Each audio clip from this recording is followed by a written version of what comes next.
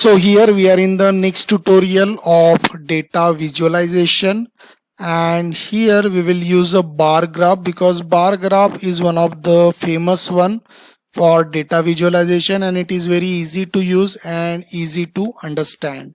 So here we will take real life example like student and their height. So we need here two axes. So for that we will use two array here, x and y. So this array x will represent the student name. So here you have to write n dot array.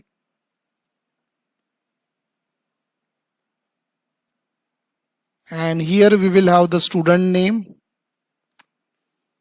So here we use total 4 student name. It is up to you. You can have 5, 6, 7, whatever it is. Now we will use the second axis for representing the height of the student.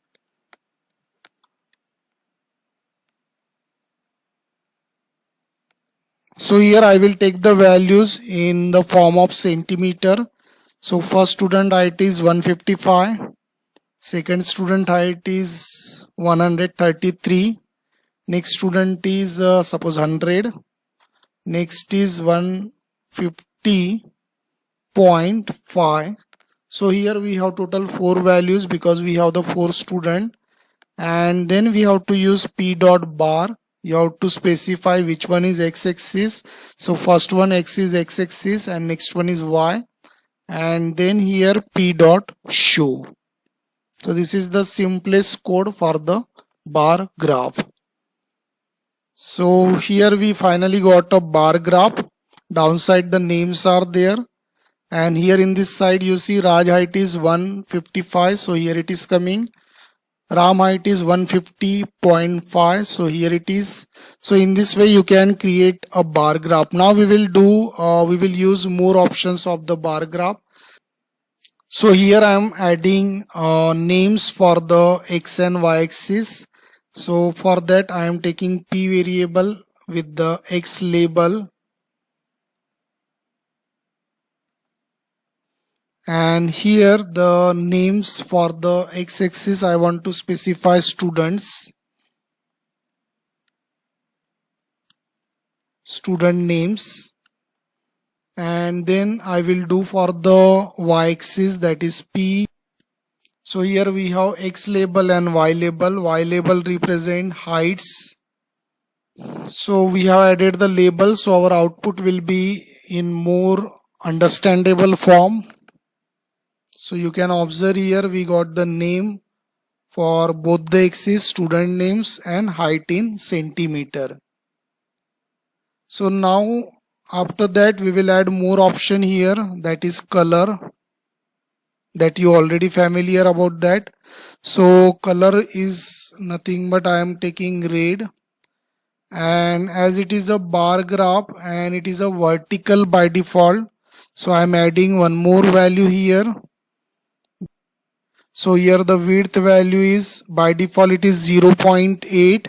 I am adding 0.9. Got it. Now we will run this.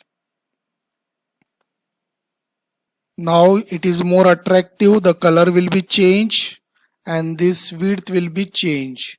But dear student, one thing you must know here. Suppose if I add 1, then what will happen? Actually this value should be in between, means more than 0 and less than 1. If you write suppose 1 or more than 1, then your program will run. There will be no problem, but it will be not looking proper. So it should be between more than 0 and less than 1. So here now I am taking 0.9, and one more changes we will do here. Suppose I want here, this is by default, you can say vertical bar graph. Now suppose if I take horizontal, then this parameter will not work. In place of that you will use height, because now its direction is changed. So height will be, again you have to specify with the more than 0 and less than 1 value so that it will work properly. By default actually it is 0.8. So now this is what it will work into the horizontal way. So downsize student name and height in centimeter. So we will do again changes in the value 0.3. So this is what in the horizontal way. So in this way you can use bar for the vertical bar graph and bar edge for the horizontal. You can specify the labels, color. So here in this program we have done maximum things, and I hope you understood this tutorial. Now you can create a bar graph according to your requirement, according to your data that you are having. So I hope, dear student, you understood this tutorial. Thanks for watching this. Thank you.